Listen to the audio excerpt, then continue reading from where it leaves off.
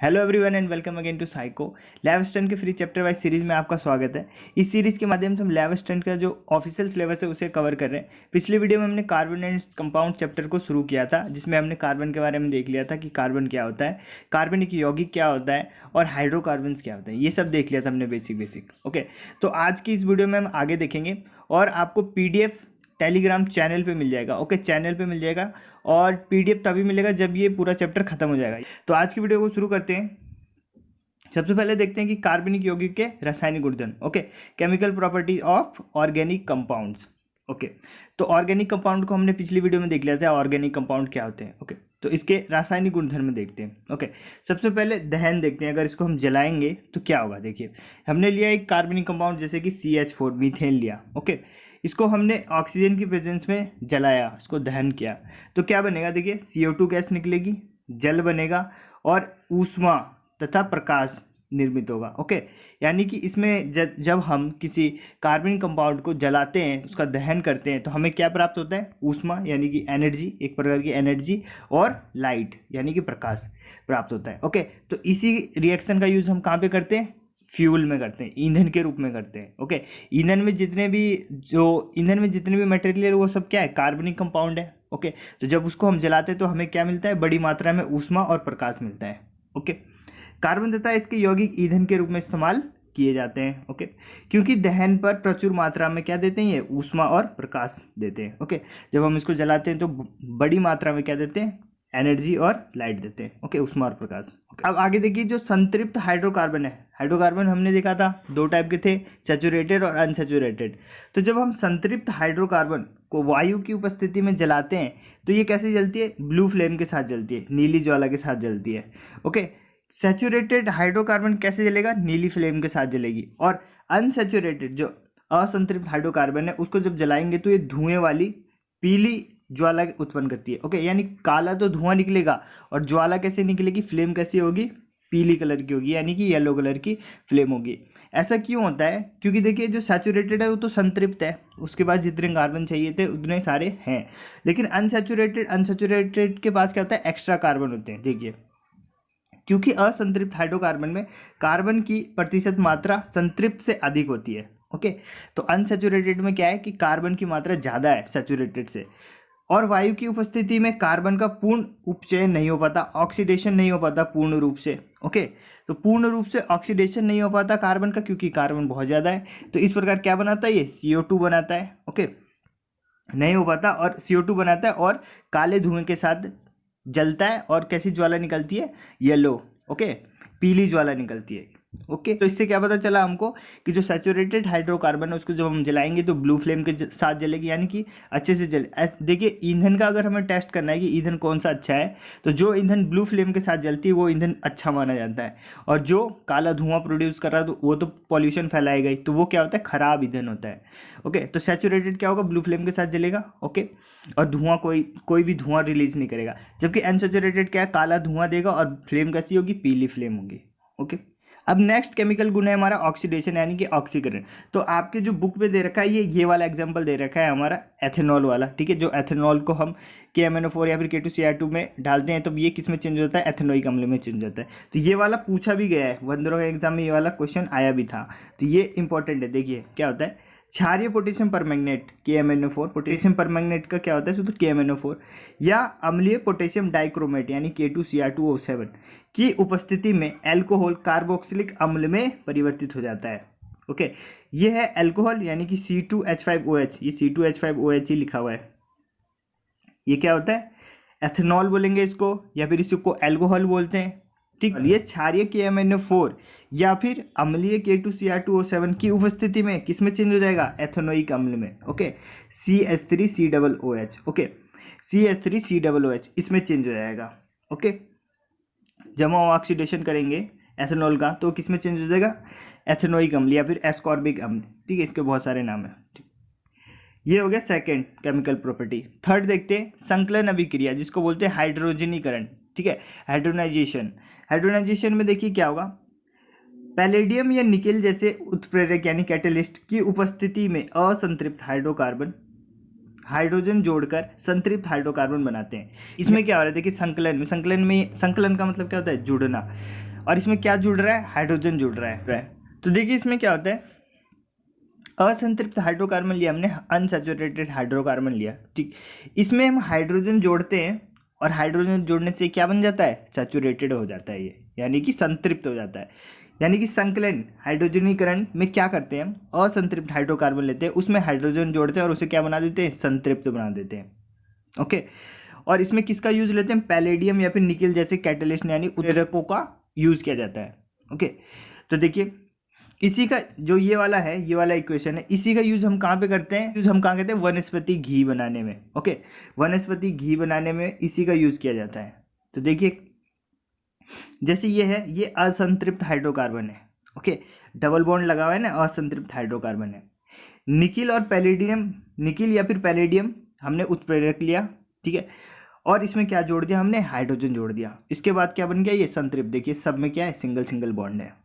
Okay, और इसी प्रकार क्या बनता है, वनस्पति घी इसी प्रकार बनाता है। एक बार ये क्वेश्चन आ रखा है कि वनस्पति घी किस अभिक्रिया के द्वारा बनाया जाता है, तो किस अभिक्रिया के द्वारा, हाइड्रोजनीकरण, ठीक है, हाइड्रोनाइजेशन के द्वारा या फिर संकलन अभिक्रिया के द्वारा वनस्पति घी हम बनाते हैं वनस्पति तेल से। वनस्पति तेल क्या होता है, अनसैचुरेटेड, और वनस्पति घी क्या होता है, सैचुरेटेड होता है।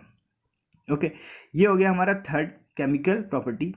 फोर्थ देखते हैं प्रतिस्थापन अभिक्रिया, डिस्प्लेसमेंट रिएक्शन। देखिए कैसा होता है, संतृप्त हाइड्रोकार्बन अत्यधिक अनअभिक्रियत होते हैं, यानी कि कोई भी अभिक्रिया नहीं करते हैं, डॉर्मेंट स्टेट में होते हैं, क्योंकि ये संतृप्त है। संतृप्त यानी कि पूरा कंप्लीट है, इनको कोई अभिक्रिया करने की जरूरत नहीं, तो ये अत्यधिक अनअभिकृत होते हैं, यानी कि कोई भी अभिक्रिया नहीं करते हैं, तथा अधिकांश अभिकर्मों के उपस्थिति में अक्रिय होते हैं। ओके, वही इनएक्टिव होते हैं, कुछ भी हम डाल देते हैं अभिकर्मक रिएक्टेंट, तो ये कोई भी रिएक्शन नहीं करते हैं। ओके, हालांकि सूर्य के प्रकाश की उपस्थिति में अति तीव्र अभिक्रिया में क्लोरीन का हाइड्रोकार्बन में संकलन होता है, लेकिन इसका एक एक्सेप्शन है। देखिए क्या है इस पॉइंट में, प्रतिस्थापन में, कि जो संतृप्त हाइड्रोकार्बन है, सैचुरेटेड हाइड्रोकार्बन है, वो अभिक्रिया नहीं करते हैं। क्यों नहीं करते हैं, क्योंकि वो संतृप्त हो रखे हैं, तो उन्हें अभिक्रिया करने की जरूरत ही क्या है। लेकिन होता क्या है, सूर्य की प्रकाश की उपस्थिति में ये तीव्र अभिक्रिया करते हैं, जैसे कि क्लोरीन का हाइड्रोकार्बन में संकलन होता है। फॉर एग्जाम्पल देखिए, ये मीथेन लिया हमने CH4, इसमें हमने डाल दिया क्लोरीन, ठीक, सूर्य की प्रकाश की उपस्थिति में, सूर्य की प्रकाश है तो क्या बन जाएगा, CH3Cl + HCl, ये बना दिया इसने। ओके, तो इसने कोई अभिक्रिया नहीं करनी थी, लेकिन सूर्य की प्रकाश की उपस्थिति में इसने अभिक्रिया कर ली और CH3Cl बना दिया। ओके, तो ये केवल सूर्य की प्रकाश की उपस्थिति में अभिक्रिया करते हैं। ओके, आगे देखते हैं, सैचुरेटेड हाइड्रोकार्बन और अनसैचुरेटेड हाइड्रोकार्बन में डिफरेंस देख लेते हैं। संतृप्त हाइड्रोकार्बन, असंतृप्त हाइड्रोकार्बन। संतृप्त हाइड्रोकार्बन क्या होते हैं, कार्बन परमाणु के बीच कैसा बॉन्ड होता है, सिंगल बॉन्ड होता है। इसमें क्या होगा, डबल बॉन्ड होगा, ट्रिपल बॉन्ड होगा। ओके, देखिए ऐसे बनाते ही, ये डबल बॉन्ड हो गया, ये ट्रिपल बॉन्ड हो गया, ठीक। उदाहरण के लिए क्या हो गया, एल्केन हो गया, इसमें क्या होता है, एल्कीन होता है डबल बॉन्ड वाले में, इसमें एल्काइन होता है, ये पीछे देख चुके हैं। सूत्र क्या होता है इनका, CnH2n+2, इसका होता है CnH2n और इसका होता है CnH2n-2, ये सब हम पीछे देख चुके हैं। ओके, अब आगे देखते हैं। अब कुछ महत्वपूर्ण कार्बनिक यौगिक, तो आपके सिलेबस में केवल 2 दे रखे हैं, एक तो एथेनॉल दे रखा है यानी अल्कोहल दे रखा है, और एक दे रखा है आपका एस्कॉर्बिक एसिड, ठीक है, एसिटिक एसिड दे रखा है, ये 2 दे रखे हैं, ठीक। तो इन्हीं 2 को देखेंगे हम। तो सबसे पहले हम दोनों के भौतिक गुणधर्म एक साथ देख लेते हैं, ठीक है, ऐसे में कंपेयर करके आसानी से याद हो जाएगा। तो इधर लिखा हुआ है एथेनॉल के भौतिक गुणधर्म, इधर है एथेनॉइक, ठीक है। इनका फॉर्मूला क्या होता है, C2H5OH, ये हो गया एथेनॉल, और एथेनॉइक अम्ल क्या होता है, CH3COOH। ओके, इनका भौतिक गुण देखिए, ये एथेनॉल क्या होता है, रंगीन होता है, कलरलेस होते हैं, गंध और जलने वाला स्वाद होता है। स्वाद किसका होता है, जलने वाला स्वाद होता है। गंध भी क्या होता है, ऐसे गंध होता है कि नाक जल जाए, इस टाइप की इनकी गंध होती है। एथेनॉइक अम्ल देखिए, ये भी रंगहीन है, ये भी कलरलेस है, लेकिन स्वाद में ये क्या होते हैं, खट्टे होते हैं। खट्टे क्यों हैं, क्योंकि ये तो एसिड है। सिरके जैसी गंध होती है, सिरके की गंध, जैसे चाउमीन आपने खाई होगी कभी, जो चाउमीन में जो स्मेल आती है वो सिरके की होती है, और सिरका किससे बनता है, इससे बनता है, एथेनॉइक अम्ल से। तो इसका कलरलेस दोनों सेम हो गए, लेकिन इसका जो गंध है और जो स्वाद है जलने वाला होता है, इसमें जो स्वाद खट्टा होता है और जो गंध होती है सिरके जैसी गंध होती है। एथेनॉल क्या होता है, जल में घुलनशील है, जल में घुल जाते हैं। एथेनोइक अम्ल भी जल में घुलनशील है, यहाँ मैंने लिखा नहीं है, ये भी जल में घुलनशील है। ओके, नेक्स्ट है कि एथेनॉल वाष्पशील द्रव्य है, यानी कि ये वेपर बन जाता है, इसका उड़ जाता है अगर खुले में रख दें। ओके, इसका क्वथनांक कितना होता है एथेनॉल का, तो 351, ये डेटा पूछा जाता है, 351 केल्विन। और जो एथेनोइक अम्ल है इसका जो क्वथनांक होता है वो होता है 391 केल्विन। ओके, बॉइलिंग पॉइंट कितना होता है इनका, 391 केल्विन किसका होता है, एथेनोइक अम्ल का, और 351 किसका होता है, एथेनॉल का होता है। एथेनॉल क्या होता है, उदासीन प्रकृति के होते हैं, यानी कि ये क्या होते हैं, न्यूट्रल। जबकि एथेनोइक अम्ल ये तो एसिड है, तो ये कैसा होगा, एसिडिक होगा। ओके, एथेनॉल क्या होता है, पानी से हल्का होता है। एथेनॉल क्या होता है, पानी से हल्का होता है। अब यहाँ देखिए एथेनोइक में, शुद्ध एथेनोइक अम्ल शीतलन करने पर बर्फ की तरह जम जाता है। अगर हम जो शुद्ध एथेनोइक अम्ल है उसको हम ठंडा करेंगे तो ये कैसा होगा, बर्फ की तरह जम जाएगा। इसलिए इसे क्या बोलते हैं, ग्लेशियल एसिटिक एसिड बोलते हैं। क्या बोलते हैं इसको, ग्लेशियल एसिटिक एसिड। ग्लेशियर जैसा बन जाता है ना, इसलिए इसको बोलते हैं ग्लेशियल एसिटिक एसिड। ओके, ये हो गया हमारा फिजिकल प्रॉपर्टी। अब आगे देखते हैं केमिकल प्रॉपर्टी, जो कि इंपॉर्टेंट है एग्जाम के लिए। देखिए केमिकल प्रॉपर्टी ऑफ अल्कोहल, पहले अल्कोहल का देखते हैं, यानी एथेनॉल का देखते हैं। सबसे पहले देखेंगे इसे बनाते कैसे, प्रिपरेशन क्या है। तो कैसे बनाते हैं, फर्मेंटेशन की विधि से बनाते हैं। कौन सी विधि से, फर्मेंटेशन की विधि से बनाते हैं। किण्वन, हिंदी में बोलते हैं इसे किण्वन। किण्वन की विधि के द्वारा बनाया जाता है। ओके, दारू बना रहे तो दारू कैसे बनाएंगे, शुगर कैन का जूस लेंगे, यानी कि गन्ने का जूस लेते हैं, उसमें पानी मिलाते हैं, उसको गर्म करते हैं एंजाइम की उपस्थिति में। एंजाइम की उपस्थिति में इसको गर्म करते हैं तो क्या बन जाता है, मोलेसिस बन जाता है। क्या है ये, मोलेसिस। मोलेसिस क्या है, एक गाढ़ा लिक्विड है, थिक लिक्विड होता है। ओके, और जो हमने यहाँ पे एंजाइम यूज किया वो कौन सा, इन्वर्टेज। कौन सा एंजाइम यूज किया हमने, इन्वर्टेज एंजाइम यूज किया है। तो ये भी एंजाइम भी पूछा जाता है, एंजाइम कौन सा यूज किया हमने, इन्वर्टेज यूज किया। अब जो मोलेसिस है ये C12H22O11, ठीक है, सुक्रोज भी बोलते हैं इसको, क्योंकि ये चीनी का थिक वो है, थिक लिक्विड है। तो ये हो गया, इसका सूत्र हो गया C12H22O11। इसमें फिर हमने पानी मिलाया और ईस्ट डाला, इसमें ईस्ट डाला। ईस्ट डालने पे कौन सी क्रिया होगी, किण्वन की, यानी कि फर्मेंटेशन की क्रिया होगी। इसके बाद क्या होगा, जो ये है सुक्रोज, ये टूट जाएगा ग्लूकोज और फ्रक्टोज में। दोनों का फॉर्मूला सेम होता है, ग्लूकोज और फ्रक्टोज दोनों का फॉर्मूला सेम होता है, यानी C6H12O6, ग्लूकोज और फ्रक्टोज दोनों में टूट जाएगा। ठीक, अब हम नेक्स्ट स्टेप में क्या करेंगे, C6H12O6 को लेंगे और इसमें डालेंगे हम जाइमेज। जाइमेज एंजाइम डालेंगे इस बार। पहले क्या डाला था हमने, इन्वर्टेज डाला था, अब क्या डालेंगे, जाइमेज। जाइमेज एंजाइम डालने पे क्या बन जाएगा, ये C2H5OH, यानी कि अल्कोहल बन जाएगा और CO2 गैस बाहर निकल जाएगी। ठीक है, तो इन 3 स्टेप से बनता है हमारा अल्कोहल। ओके, सबसे पहले शुगर कैन लिया, उसमें पानी मिला के उसको क्या करेंगे, गर्म करेंगे, मोलेसिस बनाएंगे। मोलेसिस क्या होता है, थिक लिक्विड होता है, सुक्रोज का थिक लिक्विड होता है। ठीक है, फिर इसमें फिर पानी मिला के हम क्या डालेंगे, ईस्ट डालेंगे, तो ये टूट जाएगा C6H12O6 में। सबसे पहले देखिए एंजाइम कौन सा डाला था हमने, इन्वर्टेज, फिर बाद में लास्ट में क्या डालेंगे, जाइमेज। दोनों अलग अलग एंजाइम है। ठीक, तो ग्लूकोज फ्रक्टोज में टूट जाएगा, फिर हम C6H12 को लेंगे और इसमें ईस्ट डालेंगे और ये बन जाएगा C2H5OH और CO2, और हमें चाहिए क्या, ये C2H5OH। ओके, तो इस प्रकार से हमें एथेनॉल प्राप्त होता है। ओके, तो प्रिपरेशन देख लिया हमने। नेक्स्ट केमिकल प्रॉपर्टी है ऑक्सीडेशन। ओके, ये कौन सा ऑक्सीडेशन है, ये पार्शली ऑक्सीडेशन है। एक हमने देखा फुल्ली ऑक्सीडेशन, जो हमने पीछे देखा था। ठीक है, दोनों में भी डिफरेंस आपको पता चल जाएगा। तो जब हम अल्कोहल का पार्शली क्या करते हैं, ऑक्सीडेशन करते हैं, यानी ऑक्सीजन को जोड़ना, ऑक्सीडेशन। तो पार्शली ऑक्सीडेशन जब करते हैं तो क्या बनता है, ये एल्डिहाइड बनता है। क्या बनता है, एल्डिहाइड, CHO वाला ग्रुप बन जाता है, एल्डिहाइड। ठीक, क्या बोला मैंने कि जब हम अल्कोहल का पार्शली ऑक्सीडेशन करते हैं तो एल्डिहाइड बनता है। अच्छा, पार्शली ना करके अगर हम फुल्ली ऑक्सीडेशन कर दें, कंप्लीट ऑक्सीडेशन कर दें, तो क्या बनेगा, तो पीछे हमने देखा था कि जब हम अल्कोहल को, ठीक है, K2Cr2O7 के अम्लीय में या फिर क्षारीय KMnO4 की उपस्थिति में ऑक्सीडेशन करते हैं तो क्या बन जाता है, कार्बोक्सिलिक अम्ल बन जाता है। ओके, तो ये हो गया हमारा अल्कोहल का पार्शली ऑक्सीडेशन और कंप्लीट ऑक्सीडेशन। पार्शली ऑक्सीडेशन करेंगे तो एल्डिहाइड बनेगा, और जब कंप्लीट ऑक्सीडेशन करेंगे तो क्या बनेगा, कार्बोक्सिलिक एसिड बनेगा। ओके, ये इंपॉर्टेंट है। ठीक, ये हो गया सेकंड। अब थर्ड केमिकल प्रॉपर्टी देखते हैं, रिएक्शन विद मेटल। अगर हम अल्कोहल की रिएक्शन मेटल के साथ करवाएं तो क्या होगा, तो क्या बनता है, मेटल एल्कोक्साइड। क्या बन जाता है, मेटल एल्कोक्साइड बन जाता है। फॉर एग्जांपल, ये लिया हमने अल्कोहल, ठीक है, C2H5OH, इसमें हमने डाल दिया सोडियम, तो क्या बन जाएगा, C2H5O Na, C2H5O Na और H2 इधर अलग हो जाएगा। ओके, तो ये क्या है, सोडियम एथोक्साइड। ये क्या है, सोडियम एथोक्साइड। इसको क्या बोलते हैं, मेटल एल्कोऑक्साइड। एल्कोऑक्साइड बन गया ना, सोडियम एथोक्साइड। ठीक, अच्छा इसको और कैसे लिख सकते हैं, इस प्रकार से भी लिख सकते हैं, CH3CH2ONa। ठीक, सेम ही लिखा हुआ है। ओके, तो ये होता है मेटल के साथ जब अभिक्रिया करवाते हैं तो मेटल एल्कोऑक्साइड बन जाता है। ठीक, आगे देखिए, जब रिडक्शन करते हैं इसका, जब हम रिडक्शन करते हैं यानी कि हाइड्रोजन जोड़ेंगे इसमें या फिर ऑक्सीजन हटाएंगे, देखिए सब लिंक है, जो हमने पीछे पढ़ा सब बार बार आएगा। तो अगर आपने एक भी क्लास स्किप की तो आपका बहुत बड़ा नुकसान हो जाएगा, नेक्स्ट चैप्टर में आपको कुछ समझ में नहीं आएगा। ओके, तो रिडक्शन में देखिए, रिडक्शन में क्या होता है, एल्कोहल में क्या जोड़ेंगे हम, हाइड्रोजन जोड़ेंगे। ठीक है, रिडक्शन यही था ना कि हाइड्रोजन जोड़ना, ऑक्सीजन हटाना, तो हाइड्रोजन जोड़ रहे हैं तो क्या बन जाएगा, एल्केन बन जाएगा। एल्कोहल में जब हम हाइड्रोजन जोड़ेंगे या फिर उसका रिडक्शन करेंगे तो क्या बनता है, एल्केन बनता है और प्लस वाटर बनता है। फॉर एग्जाम्पल ये हो गया एल्कोहल, प्लस इसमें हाइड्रोजन जोड़ा तो क्या बन गया, C2H6 बन गया। ये क्या है, मेथ एथ एथेन है ये। ठीक है, ये क्या है, एथेन बन गया, एथेन बन गया। ठीक है, यानी एल्केन बन जाते हैं। ये एल्केन का फॉर्मूला क्या था, CnH2n+2, एल्केन बन गया। ठीक,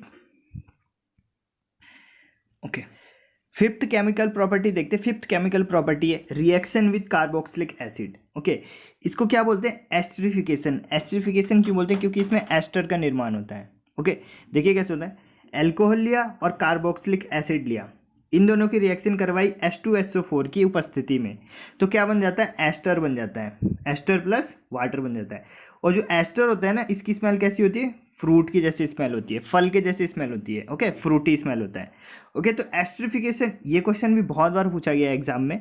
एस्टरिफिकेशन कैसे बनता है, alcohol plus carboxylic acid. Okay, इन दोनों की रिएक्शन करवाते हैं H2SO4 की उपस्थिति में, तब एस्टर बन जाता है। ओके, देखिए C2H5OH CH3COOH। ठीक है, इन दोनों का रिएक्शन करवाए H2SO4 की उपस्थिति में, तो क्या बन जाता है, C2H5COO CH3। ये देखिए एस्टर का फॉर्मूला है। ठीक है, C2H5COO CH3, ये क्या है, एस्टर है ये। ओके, तो ये एस्टर बन गया। ओके, एस्टर मीठी फल जैसी गंध होती है, इसकी गंध कैसी होती है, मीठी फल जैसी होती है। अच्छा, इसका IUPAC नेम क्या होता है, ब्यूटेन 2O8। Butane 2O8। अच्छा, COO है ना इसमें फंक्शनल ग्रुप, ये किसका था, एस्टर का था। ओके, और इसका जो वो था सफिक्स क्या था, O8 था, तो ये बन गया ब्यूटेन 2O8। ओके, सब चीज़ लिंक हो रखी है, आपको पिछला वाला रिवाइज करना ही पड़ेगा, तभी आपको आगे का भी समझ में आएगा।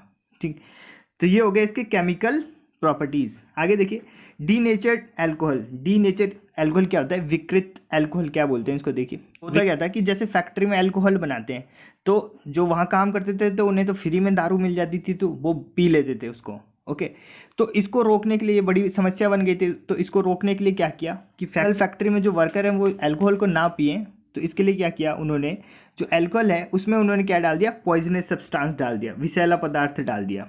ठीक है, ताकि इसको कोई पी ना ले।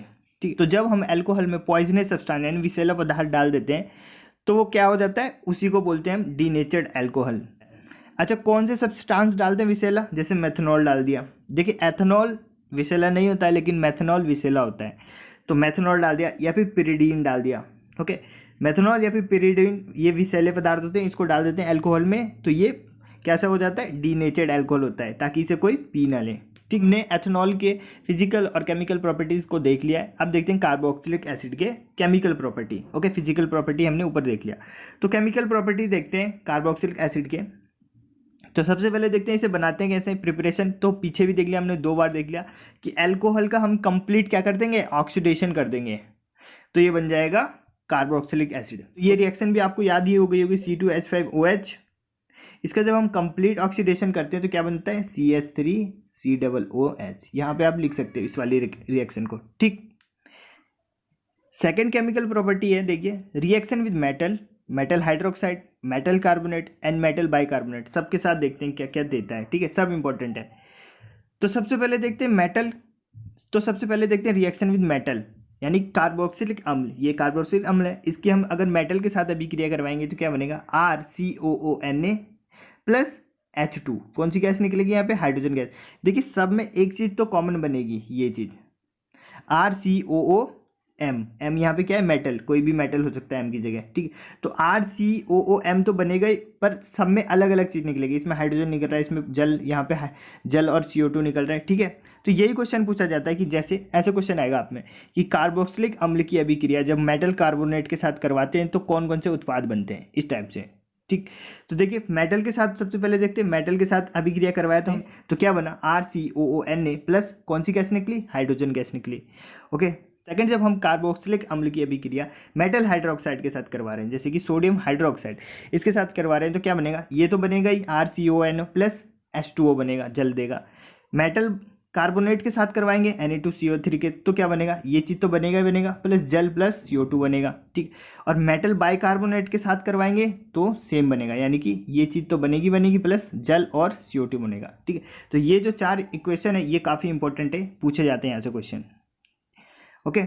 नेक्स्ट देखते हैं, नेक्स्ट केमिकल प्रॉपर्टी है डी कार्बोक्सिलेशन, ठीक है। डी कार्बोक्सिलेशन में क्या करेंगे हम, जो कार्बोक्सिलिक ग्रुप है COOH ये है ना, इसको हटा देंगे, ठीक है। इसको हटाने की क्रिया को ही क्या बोलेंगे, डी कार्बोक्सिलेशन। इसमें क्या करेंगे, देखिए जैसे ये है कार्बोक्सिलिक अम्ल है ये, इसमें हमने सोडियम डाला यानी मेटल डाला, तो क्या बन जाएगा, ये सोडियम इसके साथ सॉल्ट बना लेगा, यानी कि CH3COONA ये बन गया, प्लस हाइड्रोजन गैस देगा, ये हमने ऊपर देख लिया था अभी, ओके। अब जो ये बना इसमें हम डाल देंगे मेटल का हाइड्रोक्साइड, ये जैसे कि सोडियम हाइड्रोक्साइड डाला, ठीक है। तो देखिए ये बना CH3COONA, इसमें डाला हमने सोडियम हाइड्रोक्साइड, तो क्या होगा, CH4 प्लस Na2CO3 बन गया, ठीक है। देखिए हमने किया क्या, ये अलग हो गया, देखिए मतलब कि जो ये था COOH था, ये गायब ही हो गया यहाँ पे, ये यहाँ पे COOH था और लास्ट में देखिए हमें COOH कहीं पे मिल गया, यानी कि कार्बोक्सिलिक ग्रुप हट गया वहाँ से, क्या बन गया, ये एल्केन बन गया, CH4 क्या है, ये मीथेन बन गया, ओके। तो एल्केन बन जाता है और ये ग्रुप हट जाता है इसमें से, ठीक। इसके लिए क्या किया हमने, पहले मेटल डाला, फिर मेटल का हाइड्रोक्साइड डाल दिया उसमें, ठीक। तो ऐसा हो जाता है, इसको बोलते हैं क्या, इसी अभिक्रिया को क्या बोलते हैं, डी कार्बोक्सिलेशन, ठीक, यानी कि इस ग्रुप को हटाना। अब जो हमारा नेक्स्ट टॉपिक है वो है साबुनीकरण यानी कि सपोनिफिकेशन। सपोनिफिकेशन यानी कि साबुनीकरण, इसमें क्या करते हैं, कार्बोक्सिलिक एसिड की लंबी चेन लेते हैं, ये देखिए कार्बोक्सिलिक एसिड की लंबी चेन है ये, CH3 CO CH2 CH3, ये लंबी चेन होगी कार्बोक्सिलिक एसिड की, ठीक। इसमें हम क्या डाल देते हैं, हम सोडियम या पोटेशियम के लवण डालते हैं, ठीक है। कार्बोक्सिलिक अम्ल की लंबी चेन लेते हैं, उसमें सोडियम और पोटेशियम के लवण डालते हैं, जिससे हमें क्या मिल जाता है, साबुन मिल जाता है, ओके। तो इस प्रक्रिया को क्या बोलते हैं, साबुनीकरण या फिर सपोनिफिकेशन, क्योंकि इस विधि द्वारा हम साबुन तैयार करते हैं, इसी विधि द्वारा हम क्या करते हैं, साबुन को तैयार करते हैं, ओके। तो जो नेक्स्ट टॉपिक है हमारा वो है साबुन, और उसके बाद है डिटर्जेंट, ठीक, ओके। तो देखिए इसको भी खत्म कर लेते हैं, साबुन को देखते हैं, साबुन क्या होता है, सोप क्या होता है। देखिए साबुन लंबी श्रृंखला वाले कार्बोक्सिलिक अम्ल के सोडियम या पोटेशियम लवण होते हैं, ठीक है। ये इसकी डेफिनेशन है, ऐसी लिखना है आपको कि जो साबुन होते हैं वो लंबी श्रृंखला वाले लॉन्ग चेन वाली कार्बोक्सिलिक एसिड के सोडियम या पोटेशियम सॉल्ट होते हैं, यानी कि साबुन क्या है, एक सॉल्ट है, किसका सॉल्ट है, कार्बोक्सिलिक एसिड का सोडियम या फिर पोटेशियम सॉल्ट है, ओके। सोडियम पोटेशियम सॉल्ट का मतलब क्या हुआ, ये देखिए ये बना ना, इसके लास्ट में क्या लगा है, सोडियम, तो ये हो गया सोडियम सॉल्ट। अगर इसके लास्ट में पोटेशियम लगा होता तो ये होता पोटेशियम सॉल्ट, ओके। तो ये जैसे कि सोडियम सॉल्ट क्या हो गया, RCOONA, ठीक है, RCOONA ये क्या है, सोडियम सॉल्ट है ये, ओके। अब उनके एग्जाम्पल क्या हो गए, सोडियम स्टीरेट, सोडियम स्टीरेट क्या है, साबुन है। सोडियम पामीटेट क्या है, ये भी एक साबुन है। सोडियम स्टीरेट और सोडियम पामीटेट ये एग्जाम्पल हो गए साबुन के। प्रिपरेशन देखिए कैसे बनता है साबुन बनाने की विधि, रॉ मटेरियल चाहिए, कुछ कच्चा सामग्री चाहिए, क्या क्या चाहिए, वेजिटेबल ऑयल चाहिए, वनस्पति तेल चाहिए, ठीक है। वनस्पति तेल मिल जाए या फिर एनिमल फैट मिल जाए, दोनों में से कुछ भी। सोडियम हाइड्रोक्साइड चाहिए, NaOH चाहिए, ठीक है, इसको मिलाएंगे। और पिंच सॉल्ट चाहिए, पिंच सॉल्ट क्या होता है, NaCl होता है पिंच सॉल्ट। इस पिंच सॉल्ट को डालने का एक पर्पस होता है, वो अभी मैं आपको बताता हूँ आगे क्या होता है। पिंच सॉल्ट ग्लिसरॉल से साबुन को अलग करता है, ठीक है। जब हम साबुन को बनाते हैं तो दो चीज़ बनती है, एक तो ग्लिसरॉल बनता है और एक बनता है साबुन। तो दोनों को अलग करना होता है, तो अलग करने के लिए उससे पहले हम क्या डाल देते हैं, उसमें पिंच ऑफ सॉल्ट डाल देते हैं, सॉल्ट डालते हैं, NaCl डालते हैं, जिससे वो दोनों अलग हो जाते हैं, ठीक।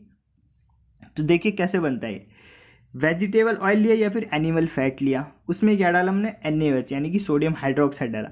पिंच सॉल्ट डाला NaCl, ठीक है, तो क्या होगा, साबुन और ग्लिसरॉल बन जाएगा, साबुन और ग्लिसरॉल बन जाएगा।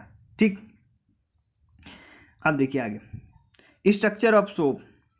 स्ट्रक्चर क्या होगा, देखिए structure of soap, it is the tadpole like structure. Tadpole आपने देखा होगा मेंढक के जो वो होता है, मतलब शुरू में मेंढक टैडपोल से बनता है, तो वही टैडपोल लाइक स्ट्रक्चर, इस टाइप का स्ट्रक्चर होता है इसका, टैडपोल लाइक स्ट्रक्चर। इसमें देखिए क्या होता है, एक सिर होता है और एक पूंछ होता है।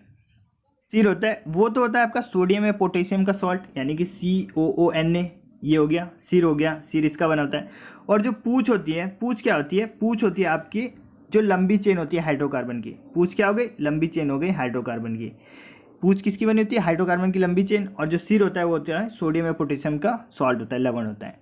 ठीक, अब देखिए जो सिर होता है वो होता है जल रागी, यानी जल से प्यार होता है इसको। फिलिक होता है, यानी कि वाटर फिलिक, हाइड्रोफिलिक बोलेंगे जिसको। ठीक, हाइड्रोफिलिक क्या होता है, सिर। पूंछ क्या होता है, जल विरागी, ठीक, यानी कि हाइड्रोफोबिक, यानी जल से दूर भागेगा ये। तो एक तो यही क्वेश्चन बन जाता है कि जो सोप का स्ट्रक्चर होता है उसमें जो सिर होता है, उसका हेड जो होता है वो क्या होता है, जल रागी होता है, यानी कि हाइड्रोफिलिक होता है, या फिर जल विरागी होता है, हाइड्रोफोबिक होता है। तो ये सिर क्या होता है, जल रागी होता है, यानी कि हाइड्रोफिलिक होता है। और पूंछ होता है हाइड्रोफोबिक, यानी कि जल विरागी। ठीक, जो सिर होता है ये होता है आयोनिक पार्ट। सिर क्या होता है, आयोनिक पार्ट। और जो टेल होती है, इसकी पूंछ होती है, वो होती है नॉन आयोनिक पार्ट। ठीक है, ये होता है आयनिक भाग और ये होता है अनायनिक भाग। ठीक है, आयनिक नहीं होता है नीचे पूंछ। ओके, अब देखिए head is a made of ionic part, ठीक है, जैसे बताया, दैट इज वाटर लविंग। ठीक है, इसको वाटर से प्यार होता है सिर को, यानी कि ये जल रागी है। ठीक है, हाइड्रोफिलिक है। ठीक, and tail is made of non ionic part. जो टेल होती है, उसकी पूंछ होती है, वो क्या होती है, नॉन आयोनिक पार्ट होती है। दैट इज वाटर रिपेलिंग, यानी इसको जल से नफरत होती है, जल से दूर भागता है, यानी कि जल विरागी होता है, या फिर इसी को बोलते हैं हाइड्रोफोबिक। फोबिक मतलब डरना। ठीक, तो ये जल से डरता है, दूर भागता है, पूंछ। ओके,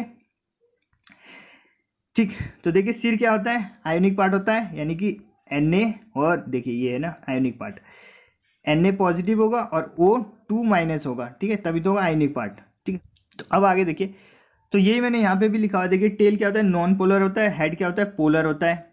टेल क्या होता है, कोवेलेंट होता है। आयोनिक पार्ट किस में होता है, हेड में होता है। जो टेल होता है वो क्या होता है, वाटर रिपेलिंग होता है, यानी पानी से दूर भागता है। ठीक है, और जो ऑयल होता है उसमें घुलता है। जो तेल होता है उसमें घुलेगा, लेकिन जो पानी है उससे दूर भागेगा, क्या, टेल। और जो सिर होता है वो क्या होगा, वाटर को पसंद करता है, तो पानी में घुलेगा, पानी की तरफ जाएगा। ठीक, अब देखिए प्रक्रिया देखते हैं, प्रोसेस काम कैसे करता है। मैल कैसी होती है, तेलीय होती है, ऑयली होती है ना मैल। ठीक है, गंदगी कैसी होती है, तेलीय होती है। जल विरागी सिरा, यानी कि किसकी बात हो रही है, टेल की। जल विरागी यानी जो जल से नफरत करता है, कौन करता है, टेल। तेल में घुल जाता है, हमने अभी ऊपर यहाँ देखा। देखिए जो टेल है वाटर से तो रिपेल करता है, लेकिन ऑयल में घुल जाता है, यानी गंदगी से तो ये चिपक जाएगा। टेल ने क्या किया, गंदगी से चिपक गया। ठीक, तेल इसमें घुल गया। ठीक है, जो तेलीय गंदगी थी उसमें चिपक गया या फिर घुल गया, ऐसे बोल सकते हैं। और जल रागी सिरा, जो सिर था, इसका हेड था, जो जल से प्यार करता था, वो क्या होगा, पानी की तरफ जाएगा, ऊपर की साइड जाएगा, चारों तरफ पानी से घिर जाता है। इससे मिसेल, ठीक है, मिसेल है ये, मिसेल का निर्माण होता है। इंग्लिश में भी इसको मिसेल ही बोलते हैं। तो इससे किसका निर्माण होता है, मिसेल। मिसेल कैसा होता है, इस टाइप का होता है एक संरचना। देखिए ये क्या है, ये बीच में है हमारी गंदगी। गंदगी से ये पूंछ जुड़ गए हैं, क्योंकि पूंछ गंदगी में घुलते हैं और वाटर से दूर भागते हैं। और जो ये सिर है, ये सिर किसकी तरफ है, पानी के। ये पानी भरा हुआ है यहाँ पे, तो सिर क्या है, पानी की तरफ। तो ये जो संरचना बनी है ये क्या है, इसी को बोलते हैं मिसेल। अब आगे देखिए, साबुन का मिसेल मैल को पानी में घुलाने में मदद करता है और कपड़े साफ हो जाते हैं। ठीक है, तो इस प्रकार क्या होता है, सिर क्या करेगा, पानी की तरफ जाएगा, और ये तो इसमें चिपका रहेगा, तो ये क्या करेगा, मैल को उठा के ऊपर ले आएगा, पानी पे ले आएगा। तो इस प्रकार जो कपड़े से गंदगी क्या होती है, दूर हो जाती है। ओके, तो ये थी इसकी प्रोसेस काम करने की। लिमिटेशन देखते हैं, इसकी कमियां क्या है, लिमिटेशन। साबुन देखिए, it can't use with hard water. Hard water के साथ यह काम नहीं करता है। ठीक है, हार्ड वाटर जैसे कि वर्षा का पानी। वर्षा का पानी क्या है, हार्ड वाटर है। उसमें अगर आप साबुन से नहाओगे तो फेन नहीं बनेगा शरीर पे।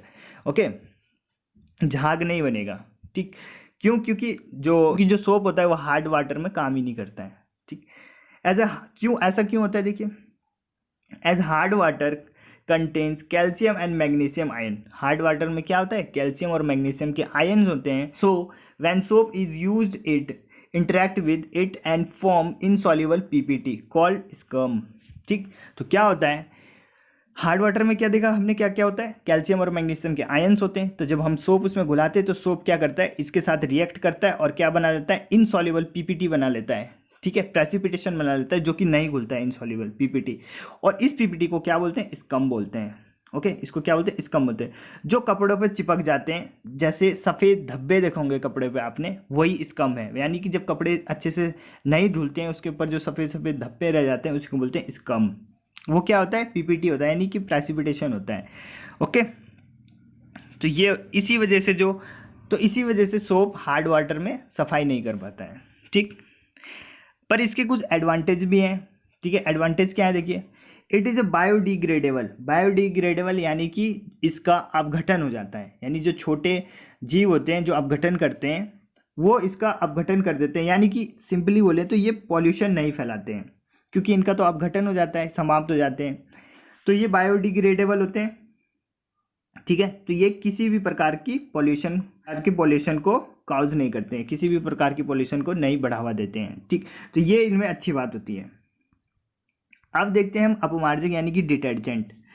ठीक है, डिटर्जेंट देखिए ये क्या होते हैं, लंबी हाइड्रोकार्बन श्रृंखला वाले, ये भी लंबी हाइड्रोकार्बन श्रृंखला वाले हैं। सल्फोनिक एसिड के लवण होते हैं। वो किसके लवण थे, सोडियम या फिर पोटेशियम के। ये किसके हैं, सल्फोनिक एसिड के लवण हैं। दोनों में कॉमन क्या है, वो भी हाइड्रोकार्बन की एक लंबी चेन थी और ये भी क्या है, हाइड्रोकार्बन की एक लंबी चेन है। डिफरेंस क्या है कि उसमें तो सोडियम या फिर पोटेशियम के लवण थे, यहाँ पे क्या है, सल्फोनिक एसिड के लवण है। ठीक, एग्जाम्पल के लिए RSO3Na, SO3 क्या है, सल्फोनिक एसिड, और Na क्या हो गया, सॉल्ट हो गया। ठीक, और R क्या हो गया, लंबी चेन हो गई। ठीक, अच्छा इसे बनाते कैसे, तो पेट्रोलियम से बनता है। ये पेट्रोलियम पदार्थ से डिटर्जेंट का निर्माण होता है। ठीक है, स्ट्रक्चर की बात करें, स्ट्रक्चर देखिए सेम एज सोप, जैसे साबुन का था ना, वैसे ही होता है। हेड और टेल वैसे होता है, सेम होता है। हाइड्रोफिलिक मतलब सिर क्या होगा, हाइड्रोफिलिक होगा, और जो टेल होगा वो क्या होगा, हाइड्रोफोबिक। यानी सिर क्या होगा, जलरागी, और टेल क्या होगा, जलविरागी। सेम वैसे ही होता है। ओके, और सिर में क्या होगा, आयोनिक पार्ट होगा, और टेल क्या होगा, नॉन आयोनिक पार्ट होगा। ठीक है, और इसमें क्या होगा, SO3Na। SO3 क्यों है, क्योंकि ये सल्फोनिक एसिड के लवण है। ठीक, ओके, ये हो गया इसका स्ट्रक्चर। आगे देखिए लिमिटेशन ऑफ डिटर्जेंट, लिमिटेशन देखते हैं इसकी। It is a non biodegradable. ठीक है, यानी कि इनका अपघटन नहीं हो सकता है। साबुन का अपघटन हो जाता था, लेकिन इनका अपघटन नहीं हो सकता है। अगर इनका अपघटन नहीं होगा तो ये इन्वायरमेंट में ऐसे ही पड़े रहेंगे, और इन्वायरमेंट में ऐसे ही पड़े रहेंगे, इसका मतलब क्या होगा, प्रदूषण फैलाएंगे, पॉल्यूशन करेंगे। सो लीड टू पॉल्यूशन, तो इनकी वजह से क्या होता है, पॉल्यूशन होता है। इनके साथ सबसे बड़ी समस्या क्या है कि इनका ना डिस्पोजल नहीं हो पाता है। ठीक है, इनका अपघटन नहीं हो पाता ढंग से, ये इन्वायरमेंट में ऐसे पड़े रहते हैं। लेकिन एडवांटेज क्या है, एडवांटेज भी है इसका कि ये हार्ड वाटर के साथ भी अच्छी धुलाई दे सकता है। सोप हार्ड वाटर के साथ नहीं देता था, लेकिन डिटर्जेंट हार्ड वाटर के साथ भी अच्छी धुलाई देता है। ठीक, तो ये उसका एडवांटेज हो गया। अब दोनों में डिफरेंस देख लेते हैं, सोप और डिटर्जेंट में। सोप क्या होता है, sodium salt of carboxylic acid, ये होते हैं सोडियम या फिर potassium salt of carboxylic acid. Detergent क्या होते हैं, सोडियम सॉल्ट, ठीक है, ऑफ सल्फोनिक एसिड, ये सल्फोनिक एसिड के होते हैं, और ये होते हैं कार्बोक्सिलिक एसिड के। सेकंड देखिए less soluble in water, soap जो होते हैं पानी में कम घुलते हैं, और जो डिटर्जेंट होते हैं पानी में ज़्यादा घुलते हैं। ठीक, सोप कहते हैं लेस पावरफुल क्लीनिंग, मतलब जो इनकी सफाई करने की जो क्षमता है वो कम है सोप की। साबुन से कम सफाई होती है, जबकि डिटर्जेंट से ज़्यादा सफाई होती है, क्लीनिंग करने की ज़्यादा पावर होती है इनमें। सोप क्या है, बायोडिग्रेडेबल, यानी इनका अपघटन हो सकता है, पर्यावरण के लिए अच्छे होते हैं सोप।